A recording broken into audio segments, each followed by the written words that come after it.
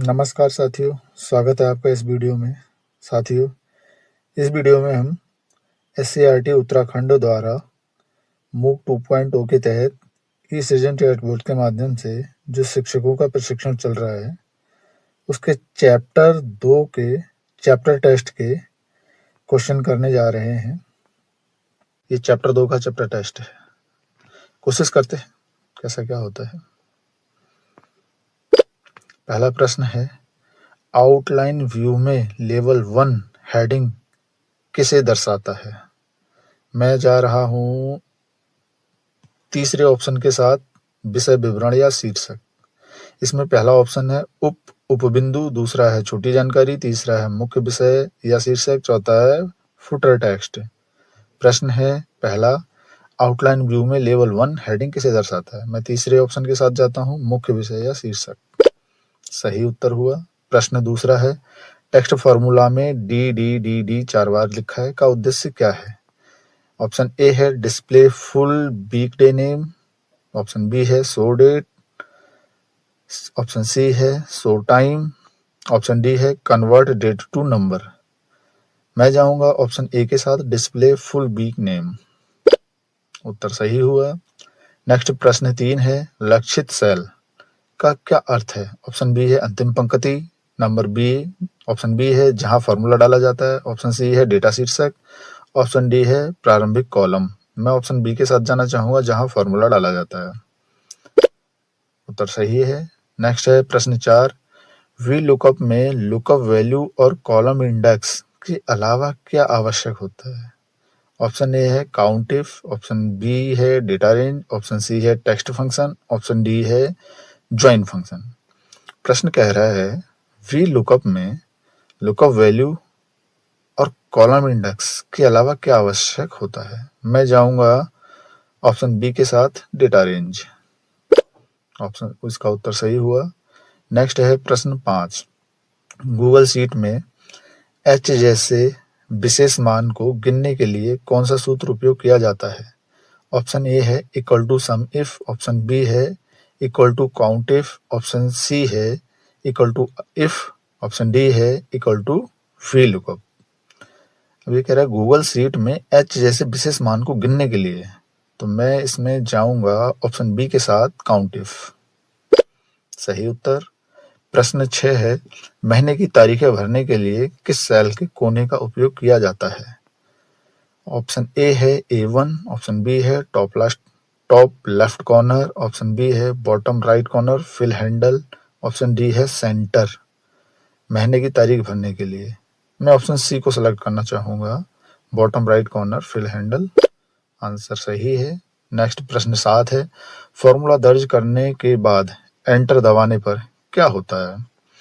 Option A है formula get deleted, option B है formula execute and give result, option C है sheet close, option D है cursor jump to top. मैं option B के साथ जाऊंगा, formula execute and gives result.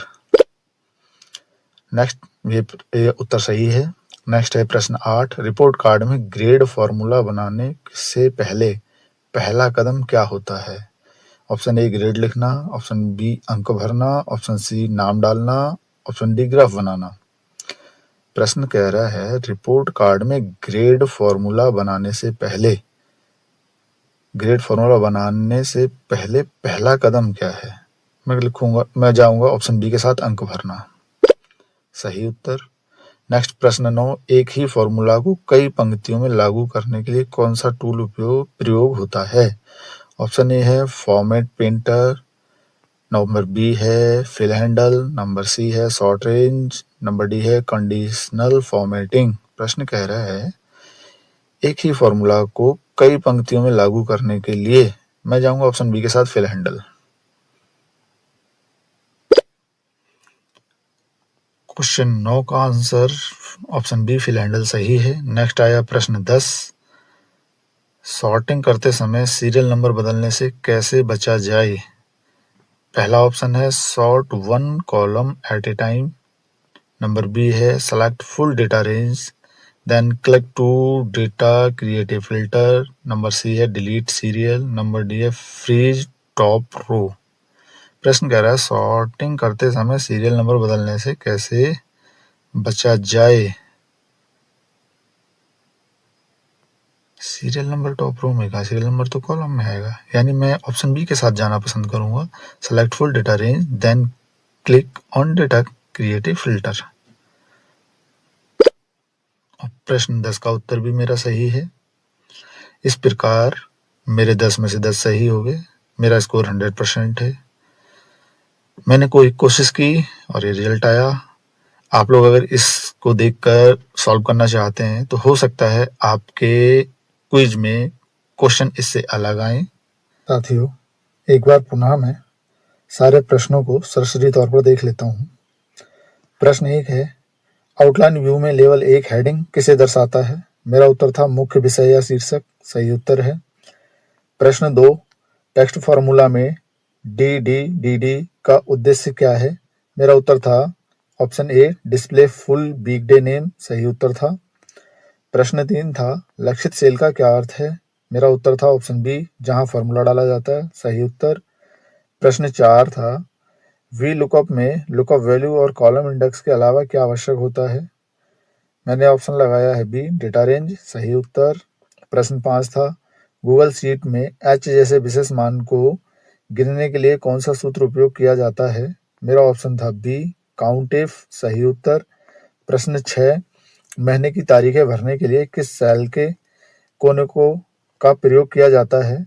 मैंने लगाया है option C bottom right corner, bracket के अंदर है फिल हैंडल, सही उत्तर। प्रश्न 7 है फार्मूला दर्ज करने के बाद एंटर दबाने पर क्या होता है।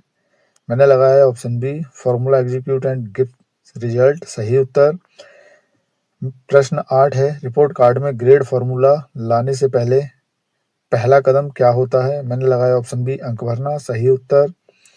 प्रश्न 9 एक ही फार्मूला को कई पंक्तियों में लागू करने के लिए कौन सा टूल प्रयोग होता है। मैंने लगाया ऑप्शन बी फिल हैंडल, सही उत्तर। प्रश्न 10 सॉर्टिंग करते समय सीरियल नंबर बदलने से कैसे बचा जाए। मेरा ऑप्शन है B select full data range then click on data is greater than create a filter, सही उत्तर है। इस प्रकार मेरे 10 के 10 क्वेश्चन सही हो गए। जरूरी नहीं है हर बार 10 हो, कम भी हो सकते हैं। साथियों, क्विज को उत्तीर्ण करने के लिए हमें 10 में से कम 7 प्रश्न सही करने हैं, यानी 70% स्कोर लाना है। अगर हमारे 7 से कम प्रश्न सही होते हैं तो हमारी क्विज रिपीट हो जाएगी और हमें क्विज दोबारा से अटेंड करनी पड़ेगी। हमें 4 अटेम्प्ट मिलते हैं, इसलिए बड़े ध्यान से इसको कीजिएगा कि पहले अटेम्प्ट में ही 7 या 7 से ज़्यादा प्रश्न सही हो जाएं और दोबारा क्विज अटेम्प्ट करने की दिक्कत ना हो।